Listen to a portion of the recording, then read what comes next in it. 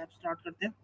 बाकी इंशाल्लाह आपका वाइवा जो है वो मैं कल ही लूँगा, और उसके जो भी डिटेल्स हैं कि किस टाइम पे होगा, किस तरीके से होगा, और कितने मार्क्स का होगा, जो भी सारी डिटेल्स हैं, तो वो इंशाल्लाह आपको बज़रिए एसएमएस, इस तरीके से बाकी पीएफ कीट के एसएमएस आते हैं ना, उसी तरीके से जो है वो आपको एक एसएमएस मैं कर दूंगा यहाँ से। तो उसमें सारी डिटेल्स होंगी आपके वाइवा से रिलेटेड, क्योंकि वाइवा इम्पोर्टेंट है आपके लिए, ठीक है। तो इसलिए वाइवा आप लोगों का कल इंशाल्लाह होगा मोस्ट प्रॉब्ली। कोशिश मैं ये करूँगा कि 10 बजे से ऑनवर्ड्स जो है वो वाइवा हम लोग कंडक्ट करेंगे, और उसमें इंशाल्लाह वो इस तरीके से मैंने आपको पहले बताया था कि it is in replacement of your lab project, इसीलिए उसमें उसकी थोड़ी वेटेज हमारे पास ज़्यादा होती है, क्योंकि समर सेमेस्टर में ऐसा प्रोजेक्ट्स देते नहीं है, तो इस वजह से जो है इसकी जगह एक वाइवा हम लोग कंडक्ट कर लेते हैं, ठीक है। तो वाइवा के जो कंटेंट्स होंगे, जो सवाल जवाब होंगे, बेसिकली जो चीज़ें मैंने क्लास में आप लोगों को पढ़ाई हैं, बेसिकली उसके बस रिवाइज करके उसको अच्छी तरीके से समझ लें जो चीज़ें मैंने करवाई हैं। तो ये है कि वाइवा आपका जो है अच्छा हो जाएगा। वाइवा के लिए इसी तरीके से मैं एक जूम की मीटिंग जो है वो स्केड्यूल करूँगा, उसका नाम लिख दूंगा समर वाइवा, इस तरीके से वाइवा, लैब वाइवा, इस तरीके से करके ना। और फिर वो वाइवा जो है बेसिकली आप लोग जो है वो एक एक करके जो आएंगे according to your roll number, एक एक करके बुलाऊंगा, जिसको मैं कहूँगा वो अपना माइक ओपन करेगा, और फिर जो है वो उससे मैं कुछ चंद सवाल करूँगा, और उसके 4-5 सवाल होंगे उसमें, और फिर ये है कि उसके बेसिस पे उसको जो है वो लैब के प्रोजेक्ट के मार्क्स मिल जाएंगे।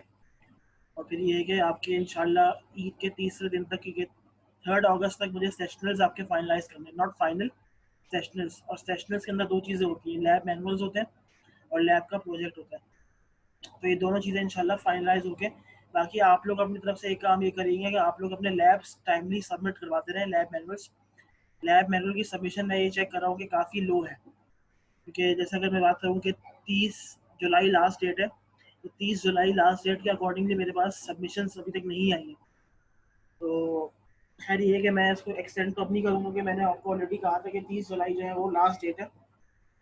तो खैर अब जिसने जिसने जो जमा करवाया होगा वो उसकी एक्सेप्ट हो जाएगी, जिसने नहीं जमा करवाया होगा उसके एक्सेप्शन नहीं होगी, ठीक है। तो ये वाली बात है। चलिए फिर हम लोग अभी लैब स्टार्ट कर रहे हैं, क्योंकि अभी बाकी अभी कोई मुझे ऐसा आता हुआ नज़र नहीं आ रहा।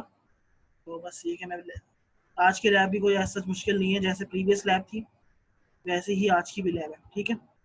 तो अच्छा, स्क्रीन आपको नज़र आ रही है? स्क्रीन विजिबल हो गई सबको? तो एक दफ़ा कंफर्म कर दें कि स्क्रीन नज़र आ रही है। यस सर, नजर आ रही। सही, गुड। अच्छा, चैट विंडो में कुछ कह रहा है, ठीक है। अच्छा, अब थोड़ा सा अगर हम लोग इस लैब की बात करें, तो it is very much linked and very much similar to your previous lab, that is lab number 11। जो लैब हम लोगों ने की है, लैब नंबर 11 अभी रिसेंटली की है, उसका जो टाइटल था वो था designing high frequency inductor for DC DC conversion. और आज की जो लैब है, लैब नंबर 12, ये है designing high frequency transformer for DC DC conversion. अच्छा, अब एक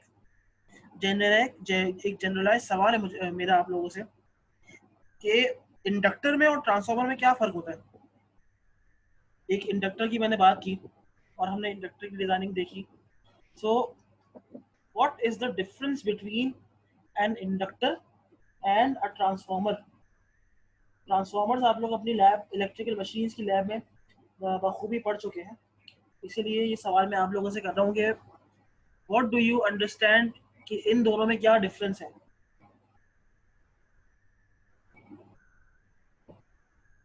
एनीवन?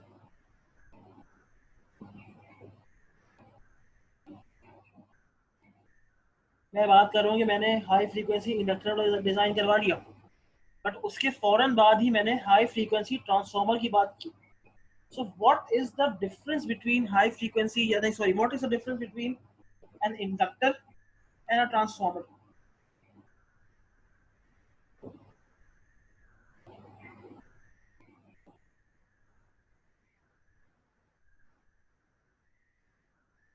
अच्छा नहीं पता, चलिए मैं बता देता हूँ।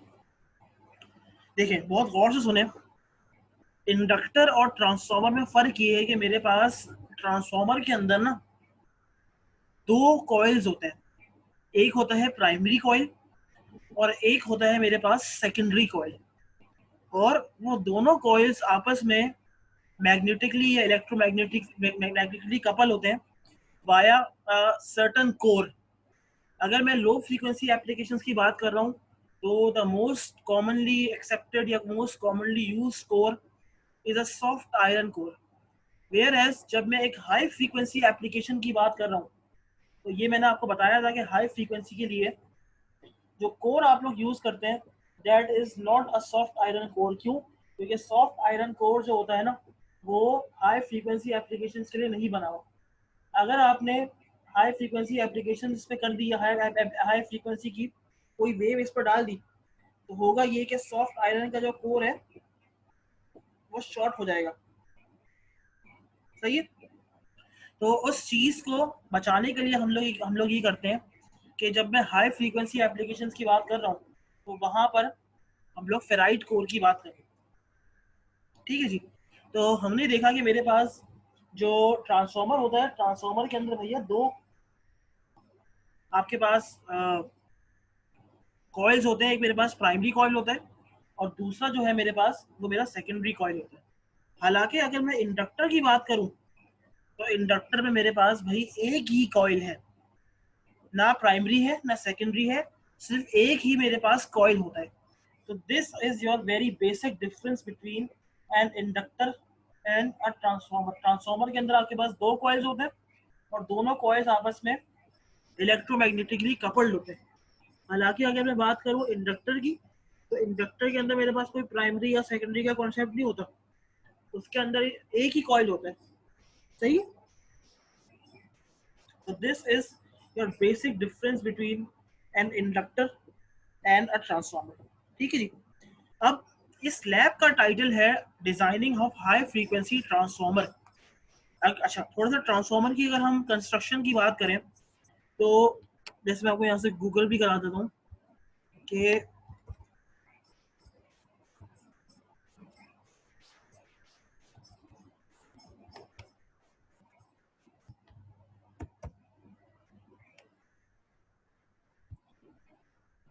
ट्रांसफार्मर के अंदर हमारे पास क्या होता है।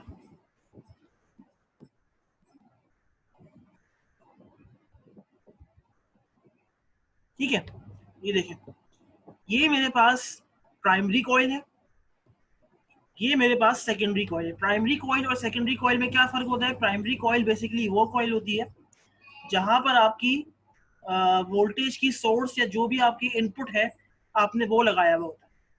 हालांकि सेकेंडरी कॉइल क्या होती है? सेकेंडरी कॉइल वो होती है जहां पर आपका लोड लगता है। ठीक है, एक ही ट्रांसफार्मर को आप स्टेप अप कॉन्फ़िगरेशन में भी यूज कर सकते हैं और स्टेप डाउन में भी यूज कर सकते हैं डिपेंडिंग अपॉन द रीजन। मतलब जहां आपने अपने सोर्स लगा दी वो प्राइमरी बन जाएगा और जहां आपने लोड लगा दिया वो आपका सेकेंडरी बन जाएगा। ये सारी बातें मैं आपको इलेक्ट्रिकल मशीन में जो मैंने पढ़ाई थी, जो बच्चे मेरे पास इलेक्ट्रिकल मशीन पढ़ रहे थे तो उनको मैंने ये बात बताई थी।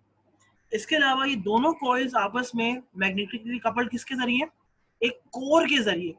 कोर बेसिकली कह सकते हैं कि वो प्लेटफॉर्म है जिसके ऊपर जो है आपकी वाइंडिंग या आपकी वायरिंग या आपके कॉइल्स या आपके लूप्स जो है वो माउंट किए जाते हैं।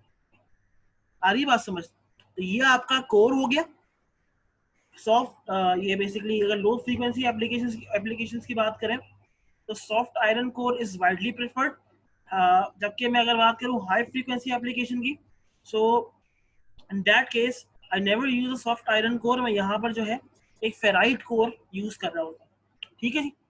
तो ये हमने पढ़ लिया कि भाई ट्रांसफार्मर की कंस्ट्रक्शन क्या होती है। अच्छा, तो जिस तरीके से लैब नंबर 11 थी, लैब नंबर 11 के अंदर क्योंकि हमने बताया था आपको कि प्योरली हार्डवेयर ओरिएंटेड लैब है। ठीक है जी। हार्डवेयर ओरिएंटेड का क्या मतलब है कि इसके अंदर जो है ये लैब जो थी हमें बेसिकली लैब के अंदर परफॉर्म करके मैं आपसे वहीं पर आपका इंडक्टर और ट्रांसफार्मर आपसे डिजाइन करवाता। मैं आपको कोर प्रोवाइड करता, मैं आपको वायर्स प्रोवाइड करता, आप कुछ कैलकुलेशंस अपने पास करते और उस कैलकुलेशंस की मदद से जो है वो आप अपना ट्रांसफार्मर और अपना इंडक्टर जो है वो डिज़ाइन करते हैं। बट क्योंकि अब वो फैसिलिटीज़ हमारे पास इस वक्त मौजूद नहीं है, so there is a certain compromise. जाहिर सी बात है, क्योंकि पेंडेमिक कंडीशंस में थोड़ा बहुत कॉम्प्रोमाइज हमें करना पड़ेगा। Excuse me.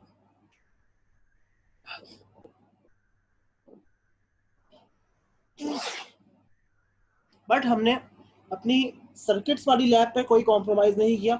हमने वो सारी की सारी लैब्स जो है वो प्रोटीएस पर अच्छी तरीके से परफॉर्म की। बट ये आखिरी वाली लैब्स है क्योंकि हमारी मजबूरी है, तो इसलिए जो है बेसिकली हम इसको वर्बली जो है आपको समझा रहे हैं। ठीक है जी। अच्छा, अब इसकी डिस्कशन पे आ जाते हैं। As discussed in lab number 11 among different types of cores we will choose toroidal type core. अच्छा, कोर की, क्योंकि जब आपने इंडक्टर डिजाइन किया था तो पहली चीज थी कि आपने कोर का मटेरियल डिसाइड कर लिया कि भाई क्योंकि आप हाई फ्रीक्वेंसी एप्लीकेशंस में काम कर रहे हैं, so the most widely accepted core for high frequency applications is a ferrite material core. Material के बाद जो नेक्स्ट आता था वो आता था कि भाई आपको किस शेप का कोर चाहिए। आया ई शेप का होगा या टोरॉइडल शेप का होगा या पॉट शेप का होगा। तो ये सारी चीज़ें जो है वो लैब नंबर 11 में हमने डिस्कस की थी। अब वहां पर जो है हम लोगों ने ई शेप यूज़ किया था, यहाँ पर भी हम ई शेप यूज़ करते अगर लैब में परफॉर्म कर रहे थे। बट ये कि आपको बताने के लिए हम लोग ई शेप ही यूज़ करेंगे। ठीक है जी। However, the design procedure discussed as following is applicable to all type of cores। चाहे कोर की शेप कोई भी हो आपकी, चाहे ई शेप हो चाहे टोरॉइडल शेप हो।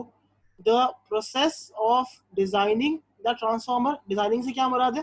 डिजाइनिंग से मुराद ये कि आप ये डिटरमिन कर रहे हैं कि कितने नंबर ऑफ टर्न्स प्राइमरी पर हैं, कितने नंबर ऑफ टर्न्स जो है वो सेकेंडरी पर है।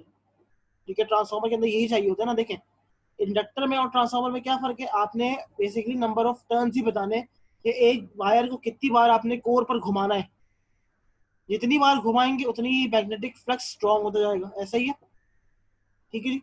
अच्छा, अब ट्रांसफार्मर जो होता है, जैसे कि आप लोग पढ़े, क्योंकि आप लोग इलेक्ट्रिकल इंजीनियरिंग के स्टूडेंट्स हैं, आप लोगों को ये बात जो है वो आपकी फिंगर टिप्स पर होनी चाहिए। अब ये मैं आपसे एक सवाल इसमें पूछूंगा। ट्रांसफार्मर जो होता है वो वोल्टेज को ट्रांसफॉर्म करता है। ठीक है, इनपुट वोल्टेज अलग है, आउटपुट वोल्टेज अलग है, depending upon the nature, step up step down. Current को भी चेंज कर रहा होता है। क्या ट्रांसफॉर्मर पावर को चेंज करता है? दस ट्रांसफॉर्मर ट्रांसफॉर्म्स पावर, या इनपुट और आउटपुट पावर सेम होती है?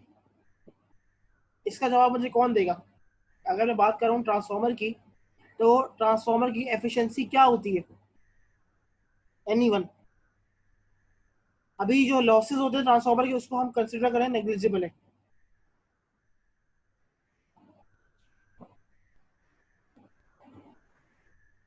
अगर आइडियल कंडीशन है तो इनपुट पावर आउटपुट पावर की इक्वली होगी। Very good. अगर हम बात कर रहे हैं बिल्कुल आइडियल कंडीशंस की, आइडियल कंडीशंस बेसिकली वो कंडीशंस होती हैं जहां पर आपके पास कोई भी कोर लॉसेस नहीं हो रहे, कोई भी कॉपर लॉसेस नहीं हो रहे, कोई भी और हीट लॉसेस नहीं हो रहे। इसका मतलब ये है कि इनपुट पावर और आउटपुट पावर बिल्कुल बराबर है। पावर क्या होती है? Power is a product of voltage and current. तो अगर आपका वोल्टेज स्टेप अप हो रहा है तो इसका मतलब है कि करंट आपका स्टेप डाउन हो रहा होगा। ठीक है, और अगर आपका वाइस वर्सा केस है, अगर वोल्टेज स्टेप डाउन हो रहा है तो करंट आपका स्टेप अप हो रहा होगा। तो इस रिलेशनशिप की बुनियाद पर हम लोग ये कहते हैं कि मेरे पास इन आइडियल कंडीशंस जो ट्रांसफार्मर होता है दैट इज 100% एफिशिएंट डिवाइस। और जो डिवाइस 100% एफिशिएंट होती है उसकी इनपुट पावर और output power is exactly equal and exactly the same. ठीक है जी। यही बात इसने की हुई है इस पॉइंट नंबर 2 में। कह रहा है the transformer is designed for forward converter with input voltage 30 volts and output voltage is 5 volts. ठीक है जी। अच्छा, भाई इसने कह दिया the ratio N2 upon N1 is 1/2। यहाँ पे अच्छा एक गलती है। वी इन 30 वोल्ट से तो आउटपुट यहाँ पर 5 वोल्ट्स नहीं होगा, आउटपुट यहाँ पर जो होगा वो होगा 15 वोल्ट्स। ठीक है, जब 15 वोल्ट्स होगा तभी मेरे पास N2 और N1 का रिलेशनशिप 1/2 होगा। तो इसको करेक्ट कर लीजिएगा। इनपुट 30 वोल्ट है और आउटपुट आपका 15 वोल्ट है। ठीक है जी। उसके बाद वो कह रहे हैं average current passing through N2 is 1/3 and the average current passing through N1 is 1/6। Obvious सी बात है, अगर आउटपुट का वोल्टेज कम है तो आउटपुट का करंट I2 जो है वो इनपुट के मुकाबले में ज्यादा होगा। 1/3 ज्यादा होता है एज कंपेयर टू 1/6। सही है जी। और फ्रीक्वेंसी, जिस फ्रीक्वेंसी पे ये काम कर रहा है, it is a very enormous very high frequency, that is 100 kilohertz. जब ये किलोस की बात आ जाती है तो फिर यहाँ पर सॉफ्ट आयरन कोर का कोई काम नहीं, क्योंकि सॉफ्ट आयरन कोर इस केसेस में तबाही मचाएगा। और जब कोर शॉर्ट हो गया ना, तो कोर के शॉर्ट होने से आपकी सप्लाई, एसी सप्लाई जो आपने इसके प्राइमरी पर या जो भी इनपुट पर लगाई है वो भी शॉर्ट हो जाएगी। और जब सप्लाई शॉर्ट हो गई तो ऑब्वियस सी बात है कि एक बहुत ज़्यादा करंट फ्लो करेगा जो कि आपकी डिवाइसेस को डैमेज कर सकता है। ठीक है जी। अच्छा, thus voltage across N1 becomes 30 and voltage across N2 becomes 15। देखिए यहाँ लिखा हुआ भी है 15, इसका मतलब है कि ऊपर जो है वो मिस्टेक हो गई थी, ऊपर वी आउट 5 वोल्ट्स नहीं है, ऊपर जो वी आउट है वो 15 वोल्ट्स ही है। ठीक है जी। अच्छा, नीचे आते हैं थोड़ा सा।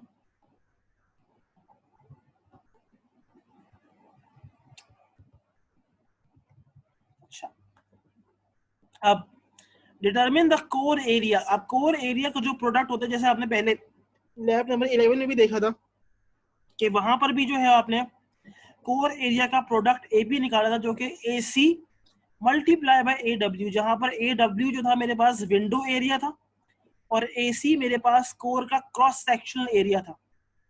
ओके।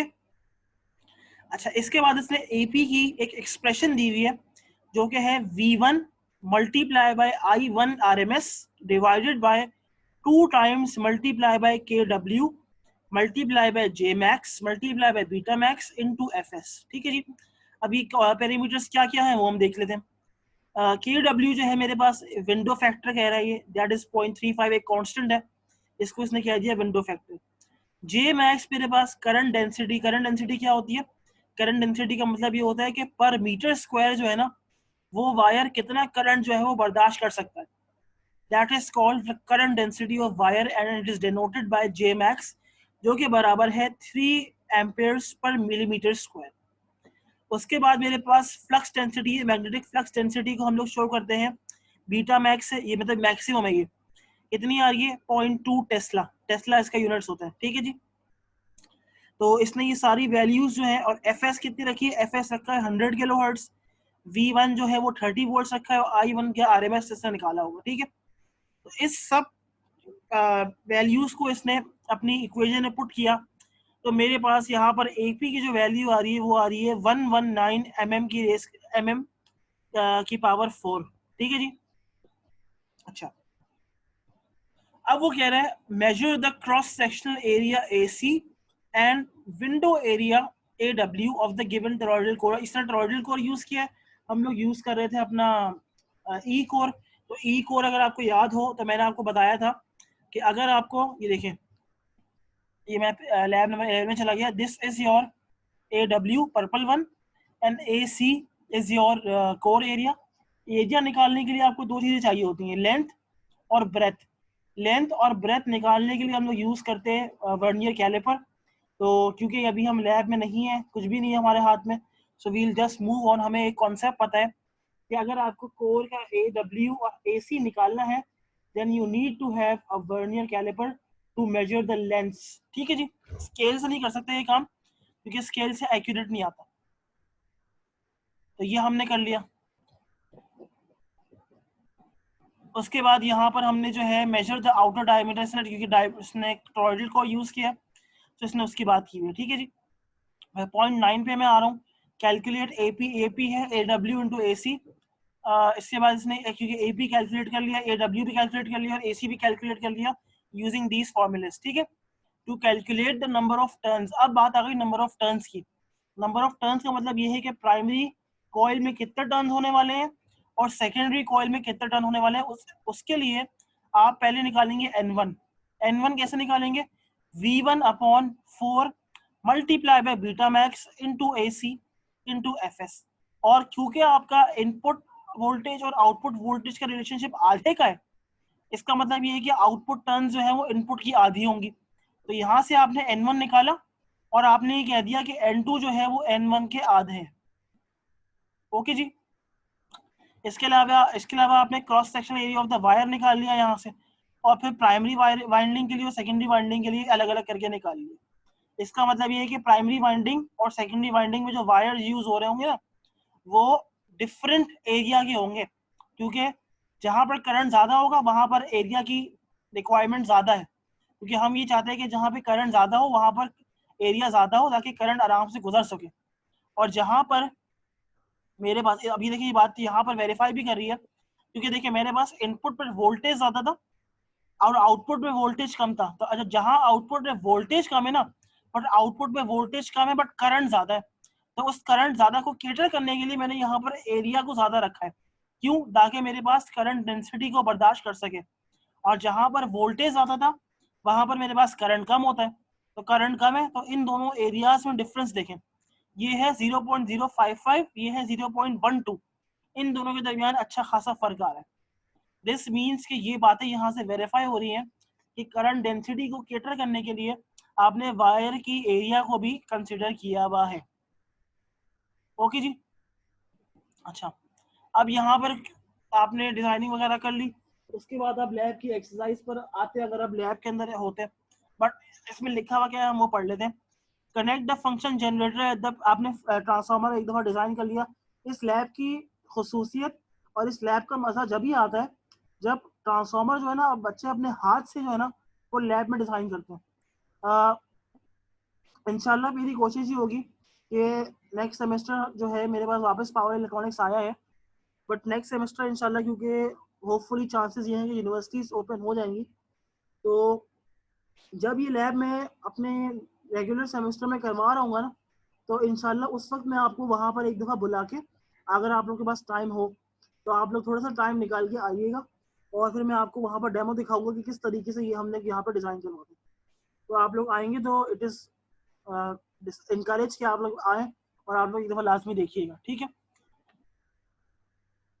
तो इस तरीके से आपने ये सारी डिज़ाइन करनी, तो ये लैब आपकी थी, क्योंकि अभी हम नहीं कर रहे हैं। बस इसमें ये है कि थोड़ा बहुत लैब रिपोर्ट की मैं आपको लिहाज से सवाल बता देता हूँ कि आपको क्या करना है, फिर आप वो सवाल जो है वो जमा करवा दीजिएगा, और इस तरीके से आपकी ये वाली लैब भी कंप्लीट हो जाएगी।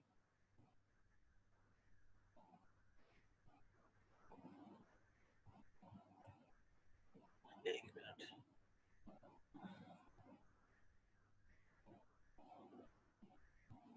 पहला सवाल आपका ये है कि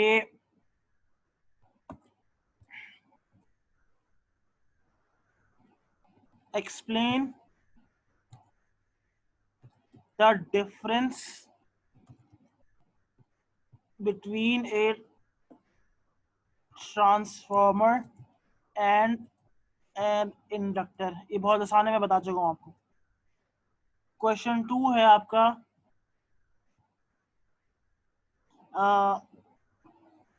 explain with mathematical relations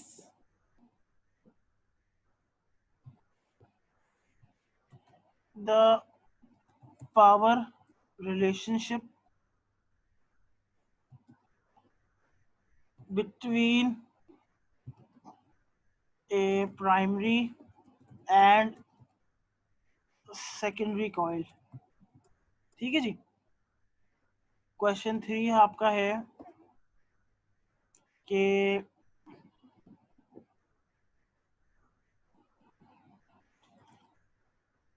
what is the relationship between current density and the thickness of the coils। ठीक है, ये 3 सवाल आप लोग करके मुझे दीजिएगा। तो ये आपकी आज की लैब है। अच्छा, लैब नंबर 13 जो है फिर अभी हम उसको बाद में करेंगे। आप अपना फोकस अभी कल के वाइवा पे रखें। वाइवा आपका इंशाल्लाह 10 बजे मैं स्टार्ट करूँगा, आपको SMS वगैरह मैं सब कर दूंगा कि किस तरीके से होना है, क्या होना है। अभी लैब नंबर 13 जो है वो इंशाल्लाह हम बाद में देखेंगे, क्योंकि अभी उसका टाइम हमारे पास अभी है नहीं। हम पहले आपका जो है सेशनल वगैरह फाइनलाइज कर दें, तो उसके बाद जो है हम उसको हम देख लेंगे, ठीक है। तो this is all for today, बस आज की लाइव इतनी सी थी और इतनी सी आपको चीज़ें समझानी थी। अब कोई मसला हो, कोई सवाल हो तो मुझसे पूछ लें, बाकी मेरी तरफ से तो आज के लिए लाइव ख़त्म। अच्छा सर, जो आप कल सवाल करेंगे कैसे करेंगे, मतलब एग्जांपल दे दें किस तरह के सवाल होंगे? सवाल जैसे इस तरीके से, मैंने पहले मीटिंग शुरू की, ठीक है, मीटिंग शुरू की, सारे बच्चे जो है वो क्लास आ गए मीटिंग के अंदर। मैं आपको वेलकम करूंगा भाई, आपका आज क्विज है। इस तरीके से मैं कहूंगा कि भाई, जैसे फर्ज करें रोल नंबर में पहला नाम आया रावेल का, मैंने कहा कि Ravel please turn on your mike, ठीक है, रावेल ने अपना माइक टर्न ऑन कर लिया। उसके बाद मैं क्या करूंगा, मैं पहला सवाल जैसे मैंने पूछा कि explain the difference between, Rawail explain the difference between transformer and an inductor, तो रावेल जो है मुझे जवाब देंगे इसका कि इसका आंसर ये है। फिर मैं आगे बढ़ूंगा, इस तरीके से मैं 4 सवाल कर लूंगा, 4-5 सवाल करूंगा, रावेल ने 4-5 सवाल के जवाब दे दिए, तो बस इनका माइक फिर मैं बंद करवा दूंगा। उसके बाद नेक्स्ट स्टूडेंट आएगा, उसी तरीके से ये प्रोसेस चलता रहेगा।